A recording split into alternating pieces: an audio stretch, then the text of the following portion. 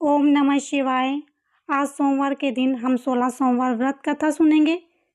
मृत्युलोक में भ्रमण करने की इच्छा करके एक समय में श्री भूतनाथ भगवान भोलेनाथ माता पार्वती के साथ मृत्युलोक में पधारे। भ्रमण करते करते दोनों विदर्भ देशांतर्गत अमरावती नाम की अति रमणीय नगरी में पहुंचे। अमरावती नगरी अमरापुरी के सदर में सभी सुखों से परिपूर्ण थी। उसमें वहां के राजा द्वारा बनाया गया अति रमणीय शिव जी का मंदिर भी था। भगवान शंकर भगवती पार्वती के साथ उस मंदिर में निवास करने लगे। एक समय माता पार्वती भगवान भोलेनाथ को प्रसन्न देख मनोविभोध करने की इच्छा से बोली, हे महाराज, आज तो हम दोनों चौसर खेलेंगे। शिव जी ने प्राण प्रिय की बात को मान लिया और चौसर खेलने लगे। उसी समय मंदिर का पुजारी ब्राह्मण मंदिर में पूजा करने आया। माता पार्वती ने पुजारी से प्रश्न किया, पुजारी जी बताओ, इस बाजी में हम दोनों में से किसकी जीत होगी? बिना विचारे ब्राह्मण जी ने बोल दिया कि महादेव की जीत होगी। थोड़ी देर के बाद बाजी समाप्त हो गई। पार्वती की जीत हुई। पार्वती जी को बहुत गुस्सा आया और ब्राह्मण को झूठ बोलने के कारण श्राप देने चले। भोलेनाथ ने माता पार्वती को बहुत समझाया, लेकिन ब्राह्मण को कोढ़ी होने का श्राप दे दिया। कुछ समय के बाद पार्वती जी के श्राप से पुजारी के शरीर में कोढ़ पैदा हो गया। वो बहुत अधिक दुखी रहने लगा। पुजारी को श्राप का कष्ट भोगते हुए जब बहुत दिन गुजर गए, तब एक दिन देवलोक की अप्सराएं शिव जी की पूजा करने के लिए उसी मंदिर में पधारी। पुजारी के कोढ़ के कष्ट को देखकर उन्हें बड़ी दया आई। उन्होंने उसे रोगी होने का कारण पूछा। पुजारी ने निसंकोच सारी बातें बता दी। वे अप्सराएं बोली, हे पुजारी, अब तुम अधिक दुखी मत होना। भगवान शिव तुम्हारे सारे कष्टों को दूर कर देंगे। तुम बस व्रतों में श्रेष्ठ सोमवार का व्रत भक्ति भाव से किया करो। पुजारी ने अप्सराओं से नम्रतापूर्वक सोमवार व्रत की विधि पूछी। अप्सराओं ने बताया, सोमवार को भक्ति भाव से व्रत करो, साफ वस्त्र पहनो, संध्या व उपासना के बाद आधा सेर गेहूं का आटा लो, उसके 3 भाग करो और घी, गुड़, दीप, नैवेद्य, मूंगफली, बेलपत्र, जनेऊ, जोड़ा, चंदन, अक्षत, पुष्पत आदि के द्वारा प्रदोष काल में भगवान शंकर की विधि से पूजा करो। तत्पश्चात 3 भागों में से एक शिव जी को अर्पण कर दो। बाकी 2 शिव जी का प्रसाद समझकर उपस्थित लोगों में बांट दो और आप भी प्रसाद समझकर खा लो। इस विधि से 16 सोमवार व्रत रखो। 17वें सोमवार को पाव से पवित्र गेहूं के आटे की बाटी बनाओ, उसमें घी और गुड़ मिलाकर चूरमा बनाओ। भगवान भोलेनाथ को भोग लगाकर उपस्थित भक्तों को बांट दो। उसके बाद कुटुंब सहित प्रसाद लो तो शिव जी की कृपा से उसकी सभी मनोकामनाएं पूर्ण होंगी। ऐसा कहकर अप्सराएं स्वर्ग को चलने लगी। कुछ दिन बाद शिव जी और माता पार्वती उस मंदिर में पुनः पधारे। ब्राह्मण को निरोग देखकर पार्वती जी ने ब्राह्मण से रोग के मुक्त होने का उपाय पूछा। ब्राह्मण ने 16 सोमवार व्रत की कथा सुनाई। पार्वती जी बहुत प्रसन्न हुई। ब्राह्मण से व्रत की विधि पूछी और स्वयं व्रत करने के लिए तैयार हो गई। व्रत करने के बाद उसकी मनोकामनाएं पूर्ण हुई और उनके रूठे बेटे स्वामी कार्तिकेय स्वयं माता के आज्ञाकारी हुए। कार्तिकेय जी को अपना ही विचार परिवर्तन का रहस्य जानने की इच्छा हुई। वे माता से बोले, हे माता, आपका ऐसा कौन सा उपाय किया जिससे मेरा मन आपकी ओर आकर्षित हो गया? पार्वती जी ने वही 16 सोमवार व्रत कथा उसको सुना दी। कार्तिकेय जी ने कहा, इस व्रत को मैं भी करूंगा क्योंकि मेरा प्रिय मित्र ब्राह्मण बहुत दुखी दिल से परदेश गया है। मेरी उसे मिलने की बहुत इच्छा है। कार्तिकेय जी ने भी इस व्रत को किया और उसका प्यारा मित्र मिल गया। मित्र ने इस आकस्मिक मिलन का वेद पूछा तो कार्तिकेय जी बोले, हे मित्र, हमने तुम्हारे मिलने की इच्छा से 16 सोमवार का व्रत किया। अब ब्राह्मण मित्र को अपने विवाह की बड़ी चिंता हुई। उसने कार्तिकेय से व्रत की विधि पूछी और यथाविधि व्रत करने लगा। व्रत के प्रभाव से जब उसके कार्य में विदेश गया तो वहां राजा की लड़की का स्वयंवर था।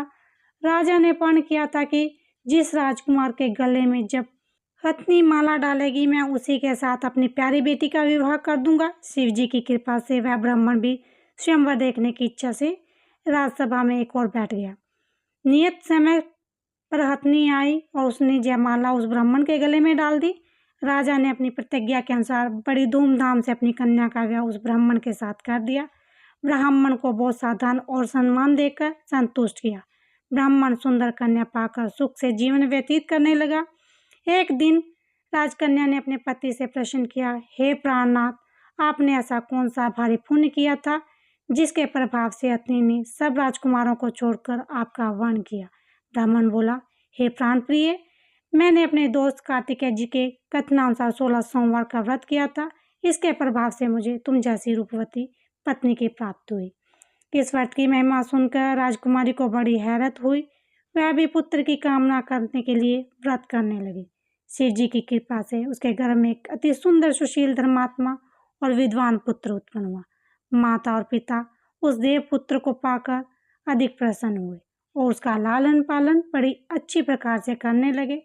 जब पुत्र समझदार हुआ तो एक दिन उसने अपनी माता से प्रश्न किया, हे माता, तुमने कौन सा व्रत और तप किया था जो मेरे जैसा पुत्र तुम्हारे गर्भ से उत्पन्न हुआ? उसकी माता ने 16 सोमवार व्रत कथा पुत्र को बताई। पुत्र ने सब तरह के मनोरथ को पूरा करने वाले सरल व्रत को सुना और वह भी राज्याधिकार पाने की इच्छा से हर सोमवार को यथाविधि व्रत करने लगा। और व्रत शुरू होने के बाद एक देश के वृद्ध राजा ने दूतों के आकर उनको राजकन्या के लिए वर्ण किया। राजा ने अपनी बेटी का विवाह ऐसे स्वरगुण संपन्न ब्राह्मण युवक के साथ करके बड़ा सुख प्राप्त किया। वृद्ध राजा के दिवंगत हो जाने पर इसी ब्राह्मण को सिंहासन पर बैठाया गया, क्योंकि दिवंगत राजा के कोई पुत्र नहीं था। राजा का उत्तराधिकारी होकर भी वह ब्राह्मण पुत्र 16 सोमवार का व्रत करता रहा। जब 17वां सोमवार आया तो विप्र पुत्र ने अपनी प्रियमता से पूजन सामग्री लेकर शिव पूजा के लिए शिवालय में चलने को कहा, परंतु उसकी पत्नी ने उसकी आज्ञा की परवाह न की। दास दासियों द्वारा सब सामग्रियां शिवालय में भिजवा दी, परंतु स्वयं नहीं गई। तब राजा ने शिव जी का पूजन समाप्त किया। तब आकाशवाणी हुई, हे राजा, अपनी इस रानी को राजमहल से निकाल दे, नहीं तो यह तेरा सर्वनाश कर देगी। यह आकाशवाणी सुनने के बाद राजा के आश्चर्यचकित का ठिकाना न रहा। उसने मंत्रागर में आकर अपने सभासदों को बुलाकर कहा, मंत्रियों, मुझे आज शिव जी की आकाशवाणी हुई है कि राजा तू अपनी इस रानी को राज्य से निकाल दे, नहीं तो ये तेरा सर्वनाश कर देगी। राज्य के मंत्री और सभासद आदि सब विस्मय होकर दुख में डूब गए, क्योंकि जिस कन्या के कारण उसे राज्य मिला था, राजा उसी को निकालने की बात कह रहा था। यह कैसे हो सकता है? पर राजा ने मंत्रियों की परवाह नहीं की। उसने अपनी पत्नी को राजमहल से निकाल दिया। रानी दुखी हृदय से भाग्य को कोसती हुई राज्य से बाहर चलेगी। नंगे पांव, फटे वस्त्र, भूख से दुखी धीरे धीरे चलकर हुए गांव में पहुंची। वहां एक बुढ़िया सूत काट कर बेचने जाती थी। रानी की करुण दशा देखकर बोली, चल तू मेरे साथ सूत बिकवा दे, मैं बूढ़ी हूँ, भाव करना नहीं जानती हूँ। यह बात सुनकर रानी ने बुढ़िया के सिर पर सूत की गठरी उतार कर उसके सिर पर रख दी। थोड़ी देर बाद आंधी आ गई। बुढ़िया का सूत पोटली से उठ गया। बेचारी बूढ़ी और पछताती रह गई। उसने रानी को अपने से दूर रहने को कहा। उसके बाद रानी तेली के घर गई तो शिवाजी का प्रकोप के कारण तेली के सभी मटके चटक गए। तेली ने भी राजा को अपने घर से निकाल दिया। बहुत दुख से दुख उठाती रानी एक नदी के किनारे गई। नदी का सारा जल सूख गया। उसके पश्चात रानी एक जंगल में गई। वहां सरोवर में पानी पीने गई। हाथ में स्पर्श होते इस सरोवर का नील कमल के समान जल असंख्य कीड़े में होकर गंदा हो गया। रानी ने भाग्य को दोषारोपण करते हुए उस जल को पीकर पेट की शीतल छाया में विश्राम करना चाहा, परंतु वह जिस पेड़ के नीचे जाते उसी पेड़ के पत्ते तुरंत टूटकर नीचे गिर जाते। वन सरोवर जल की ऐसी दशा देखकर गौ चराते ग्वालों ने अपनी गोसाई जी से, जो उस जंगल में स्थित मंदिर का पुजारी था, यह बात बताई। गोसाई जी के आदेशानुसार ग्वाले रानी को पकड़ गोसाई जी के पास ले गए। रानी की मुख क्रांति और शरीर शोभा देखकर गोसाई जी ने जान लिया कि वह अवश्य कोई विधि की गति की मारी कुलीन स्त्री है। पुजारी ने रानी से कहा, पुत्री, मैं आपको अपनी पुत्री के समान रखूंगा, तुम मेरे आश्रम में रहा करो, मैं तुम्हें किसी प्रकार का दुख नहीं होने दूंगा। गोसाई जी के वचन सुनकर रानी को धीरज हुआ। वह आश्रम में रहने लगी।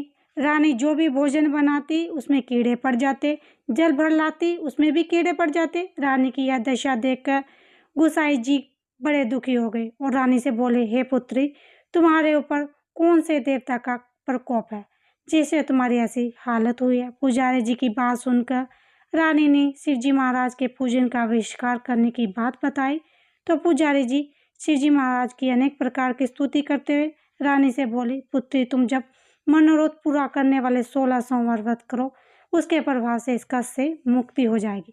गोसाई जी की बात मानकर रानी ने 16 सोमवार व्रत किए। 16वें सोमवार को विधि विधान सहित पूजन किया। उस पूजा के प्रभाव से राजा के हृदय में विचार आया कि रानी को गए बहुत समय बीत गया, ना जाने कहाँ कहाँ भटकती होगी, उसे ढूंढना चाहिए। यह सोचकर रानी की तलाश में वे राजा 4 दिशाओं में दूत भेजे। दूत रानी की तलाश करते हुए पुजारी जी के आश्रम में पहुंचे। वहां रानी को पाकर पुजारी से रानी को अपने साथ ले जाने का आग्रह करने लगे, परंतु पुजारी जी ने मना कर दिया। दूत चुपचाप वापस कर लौट आए और राजा को रानी का पता बताया।